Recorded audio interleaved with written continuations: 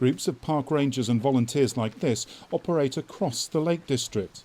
Today we're climbing the steep paths above Thirlmere into the foothills that surround Helvellyn.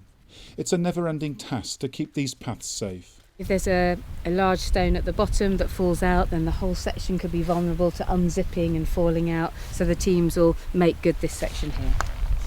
This is tough physical work, often in challenging conditions, and depends on the efforts of volunteers. We do a lot of the maintenance work, cleaning the drains out, cleaning the rubble off the steps, and it keeps you fit. I love the Lake District. I've been coming up here all my life, and it's an opportunity to give back to the Lake District. Fix the Fells has been running for 20 years, maintaining 666 kilometres of paths, and recently won a major award for its conservation work. Matt, can I just ask you what you're doing here? We're putting in these stone steps, which we call pitching, and the idea is to create a sustainable surface to slow down the rate of erosion. The Lake District gets 20 million visitors a year.